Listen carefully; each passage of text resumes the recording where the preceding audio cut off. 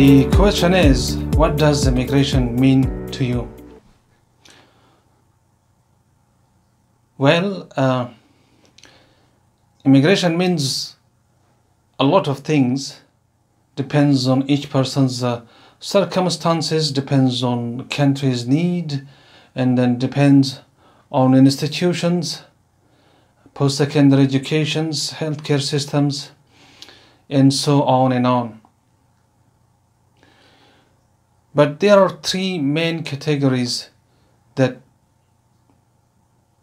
people immigrate from one part of the world to another. One is, the most common one is in search of better opportunities, whether it is education or it is employment. The second category is family reunifications.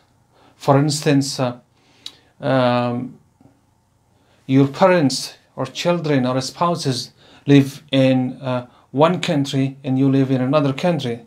So either you immigrate to unite with them, or you can sponsor them to be reunited with you. So this category is totally related because of the family. People move from one part to another part of the world.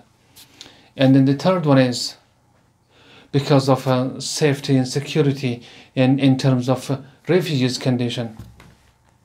Because refugees flee persecutions from the country where they live and seek shelter and protection from those countries that are able to provide them. But regardless of the reasons or intention of people who immigrate from one point to another point, there are a whole host of other things involved in the process. And I can simply explain it or say it like the side effect of immigrating from one location to another location is huge. For instance, immigration means separation, because if you immigrate from one country to another, so you will be separated from your community, your friends, your neighborhood, your teachers, your students, and your co-worker, classmates, and so on. So this means you will be separated from them. So it means separation, right? Immigration also means anxiety, because people, either they leave their family members or community, they are anxious and to find new things, to face new challenges, new opportunities. The family members also have the same anxiety, because if one of you or two of you immigrate, those who are left behind, they experience the same type of or same level of anxiety as you, that you're moving from one location to another location.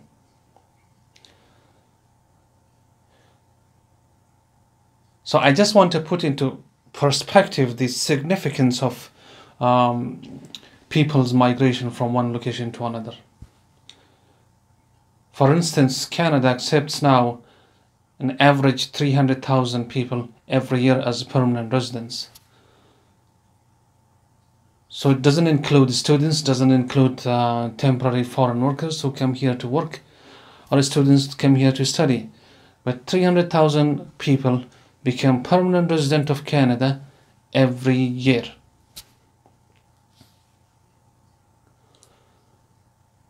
So what does that mean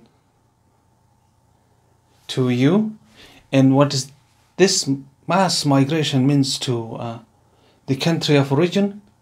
And what does this mass migration mean to the host country? Like I'm giving examples of Canada. It could be Australia, could be New Zealand, could be US and European countries. There are lots of things in this process that happens. For example, just simply moving from one location to another, airlines industry sells 300,000 flight tickets. So depending from country of origin to country of destination, each flight tickets could cost $1,000 to $1,500 on average. So you calculate now 300,000 immigrants who move from one location to another, multiply by $1,500. How much it will be? $450 million. It is just a flight ticket, right? And you can also consider that all these people need to go through medical checkups, need to take pictures, and if not all of them, most of them has to pay for professionals to put together their applications and communicate between you and Canadian embassies, Canadian missions abroad, or Australian embassies abroad. So all these things, each of them costs, and if you multiply them by 300,000 people, then it is significant transactions. Well, talking about transactions and paying fees, immigration means expenses, significant expenses. Depends on the type of visa that you have. If you're immigrating to Canada through federal skilled worker program, you need to bring there are minimum amount of money that you have to bring and show at the airport that you have this cash to support yourself, right? So that is that you have to pay for your cost of living.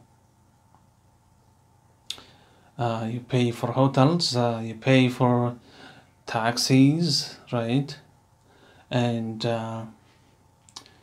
you pay for what is called snacks, chips, pops and popcorns, those type of things, right? Immigration means permanent loss of population from the country of origin. If you're immigrating from your country to another country permanently, it means your country of origin lose its citizens permanently. Not only themselves, but they lose their children, grandchildren, and children, and children, and children for forever. And there are situations that people sometimes might change their mind and go back to their own country, but mostly these things doesn't happen. So once a person immigrates from one location to another, he and she is lost forever. And the opposite side, the receiving country will add its population, and they will have more population through immigrations and then through offsprings in the decades to come. So considering that 300,000 people immigrate to Canada every year, so from 300,000 people, let's say, like I'm just giving you a wild guess, 50,000 of them is children under the age of 18. So 250,000 adults will be coming to Canada. So from one perspective, you consider that a city with a population size of 300,000 people disappears every year and moves to another location. So you can imagine a city that in your country has 300,000 people. Just think about it, that they just disappear in a year. So what is left behind them? The impact of immigration. And when these people come in and settle in a new country, what does that mean? It means at least 250,000 of them, the adults, needs to have a bank account. 250,000 bank accounts need to be created every year. So what does that mean? That means money for the banks. You need to put your money there, right? So a lot of money keep coming to your bank account that is kept by the banks. And if every person has at least $10,000 in their account, you have to calculate 250,000 people. Everyone has $10,000 minimum. So you have to multiply how much money it will be. So what does that mean? That amount of money is coming to a new country. So the original country will lose that amount of money. And it comes to the new country. So 250,000 people needs telephone. They need internet, right? What does that mean? More customers for telephone companies and internet companies. Each of them pay $100 per month, and then per year $1,200 at least minimum. So how much income these companies can generate? Oh well, importantly, you need to also have credit cards, because the way lifestyle is run these days, you cannot function without credit card. You must have credit card. Not 1, 2, 3, 4, 5, 6. Depends. This credit card companies sell you as many credit cards as you want, on condition that you understand and you can handle it. The more credit card you have, the more beneficial it will be for the credit card companies, though it is not necessarily beneficial for you. And particularly if you're not familiar how to handle credit card statements and how to use it and what is the function of it and what are the consequences. So if you're not familiar, particularly if you're coming from countries that doesn't have even bank account, doesn't have debit card, you even didn't hear about credit card, what does that mean? If you're those type of people doesn't have any idea about credit card, then you have to be really careful getting credit card, and when you get, you have to understand what to do with it, because often happens people who didn't have experience with credit card and how to use and pay its statements, they end up paying interest 20%, 25%, depends how soon or late you pay that interest, right? And it will become interesting once you could not pay the balance, you get charged with interest, and then if you could not pay the next month, the following months, few months, then the interest itself earns interest for credit card companies, and that is called revolving interest. That the actual balance also generate interest. The interest that it was charged a few months ago, and it is charging every month, they also generate interest, and that's it become really interesting. Wow, that time it gets it gets yummy.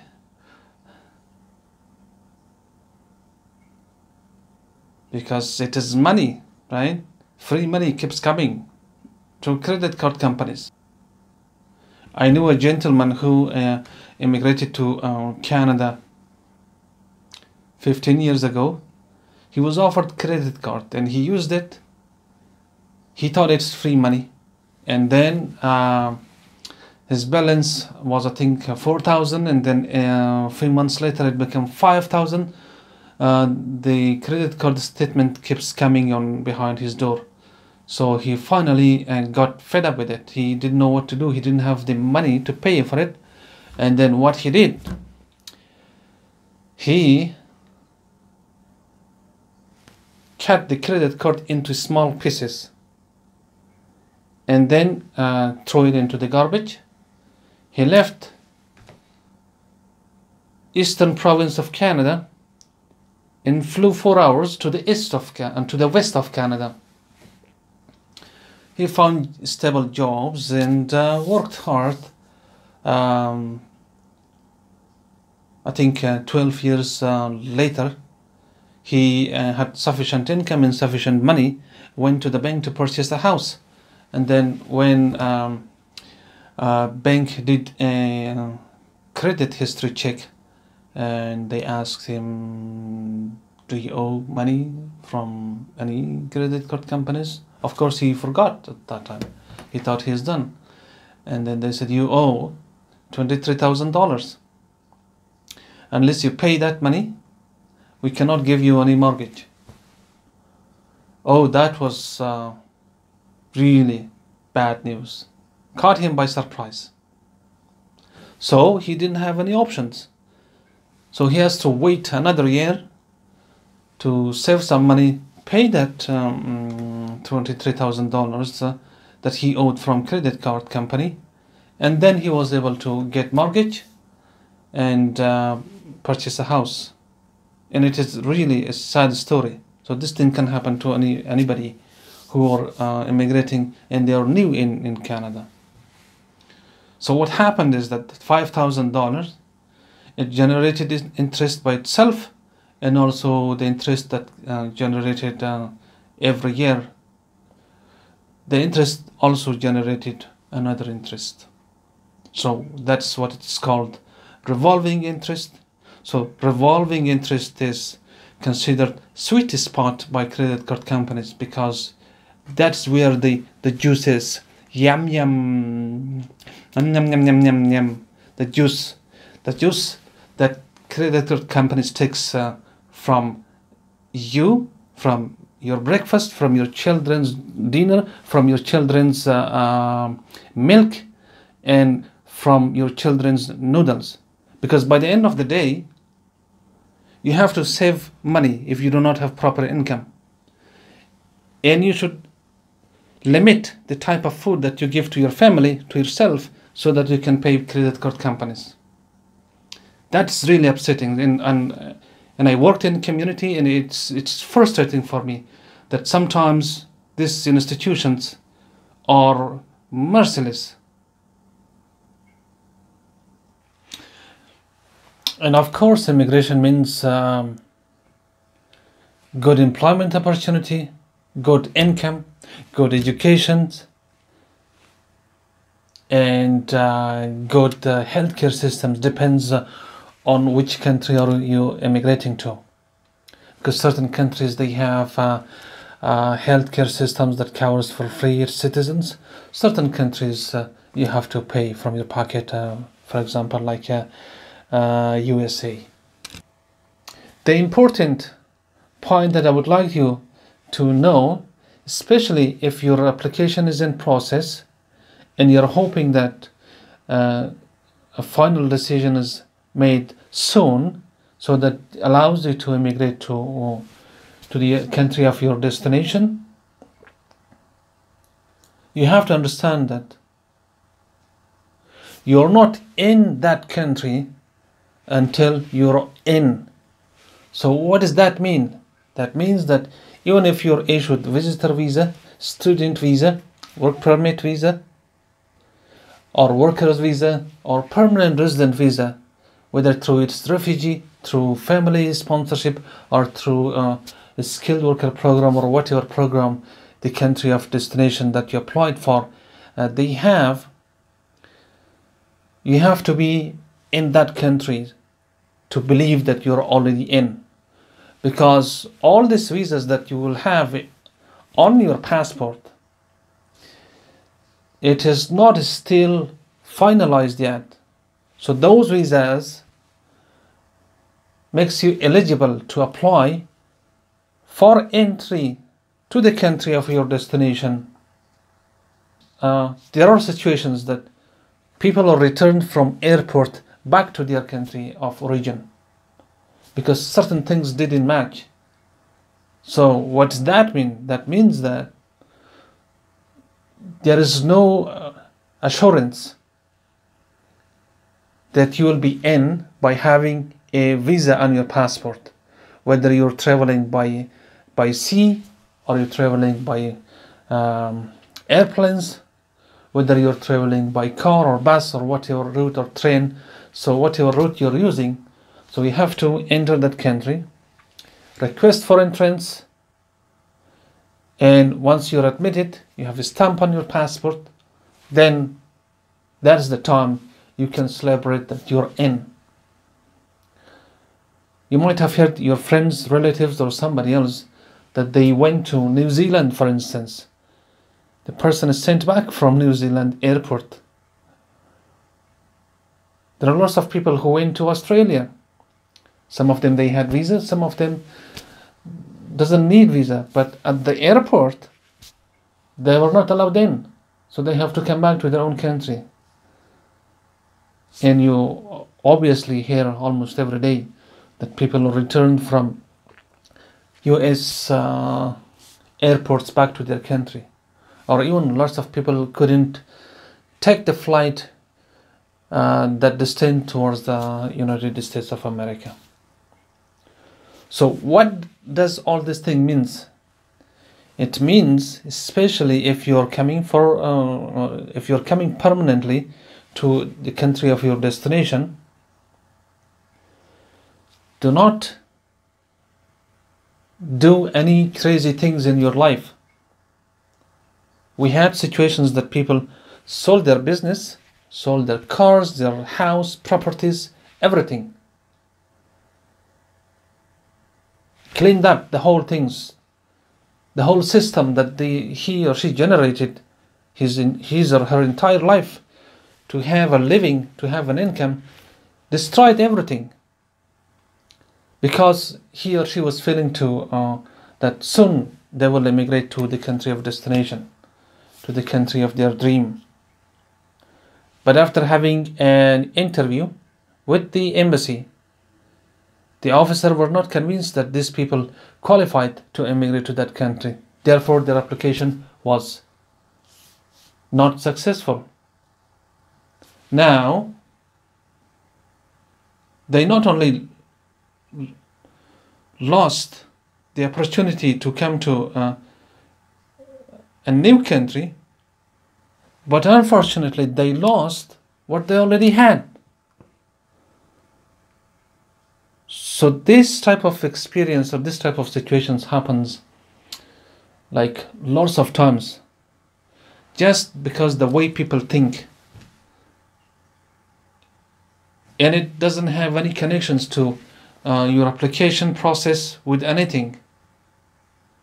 Embassy doesn't ask you to sell your business. I don't think any embassy tells you to do that. So it's just the way human thinks sometimes, that I have to do these things. Like I had people who quit their job. They didn't talk to their boss, right? To their coworkers, to their friends and relatives. I'm going to Australia, to Canada, to New Zealand. So I better enjoy myself now, because who knows, I will not have the opportunity to come back. And the problem is that opportunity never comes in the first place. I had people who were on third year of their university education. They had 1 year to complete it. I also had the students who had to complete only one course to graduate from the program, from 4 years or 6 years post-secondary education.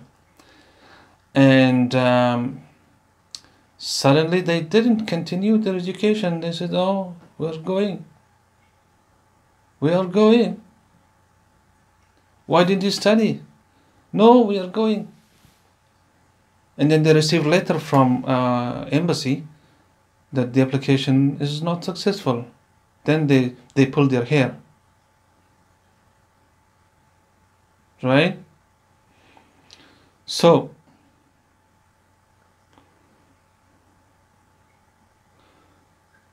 you have to really understand these things, because the cost of immigration is too significant. If you do not understand how to deal with it, it can totally destroy people's life.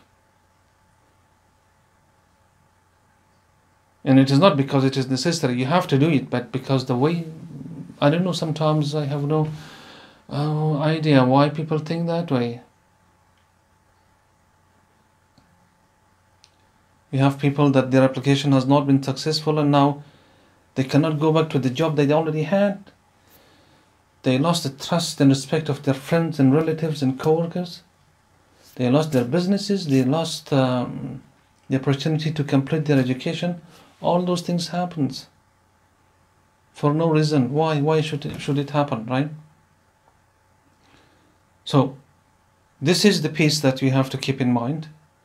And if you are not immigrating, and your relatives, friends or family are planning to immigrate to another country, they have to live their life the way they used to.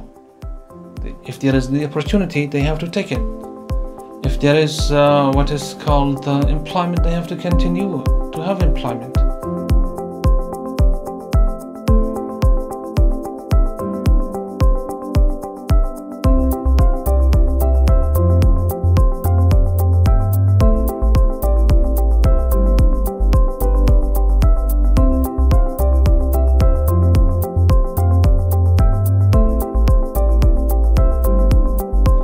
So the brother with his wife and 3 children moved to Pakistan, where there is not any job for them to take care of themselves. So this lady tried to find out 5 people to sponsor them. So it is really hard work to put together this sponsorship, because finding 5 people to be eligible to sponsor or committed or have that willingness to sign a sponsorship to sponsor refugees is not an easy task. So she finally was able to submit the sponsorship, which took 3 to 4 years before Canadian Embassy asked them to come for an interview. Within these 3-4 years, this poor lady have to work hard with minimum income to take care of her own cost of living and her family here, and also send money every month to her brothers and her family to pay for rent, for food, for all types of expenses that they have, because there is no job in Pakistan in most of the situations. Or if there were, the brother said no, there is no job, so he just eat and sleep. So I'm not here to judge those things, but the point is that after 3.5 years, Canadian Embassy asked him to come for interview. So he went for interview, and the interview didn't go well. So he was not able to provide the required information, or he was not able to convince the visa officer, that he is really a refugee and need protection. So therefore, despite having the sponsorship in place, his application was not successful, and it was pure frustration for everybody. So the sad thing is that the brother called his sister here in Canada, that if you were not able to get a visa for me, why did you ask me to come to Pakistan? Are you stupid? I could have earned a lot of money within these 3-4 years in construction work. I could have purchased 2 new houses. I wasted my time for 3 years, 4 years here, and I didn't have any result. Now I have to go back and start everything again. So the sister is frustrated here that despite all those efforts and commitments and goodwills that she put together to make this thing happen, it didn't work. And obviously that was not in her control. She did what she had to do. But the final decision is always with Canadian Embassy, with the visa officer. And you have to understand and acknowledge that any government, any embassies, they have the right whether to issue you a visa or not. Getting a visa or entering to a country is not a right, it is a privilege that countries are sometimes willing to give you, but sometimes they don't. If they don't, they don't. It seems like this, that if you knock somebody's door and say, "Hi, I'm Mr. Joe, can I get in?" And the owner of the house always has the right to say, "No, I don't know you. And I didn't need you to come in." But some of them, they say, "Okay, yes, you can come in. How can I help you? Do you want tea, coffee, or something like that?" Countries function the same way. Sometimes people don't, think that way. They say, "Okay, once I applied, I have to get the visa," which is not the case. So, like this type of stories has happened a lot, and people paid significant price for doing nothing or for doing wrong things that doesn't have any connections to their application. For instance, this family, instead of living in Pakistan, they could have still lived in Iran, continued his work or whatever he was doing while his application was in process. There was no need for him to move to another country, as long as he is on the second country and he is not in his own country of origin. So yes, these are some of the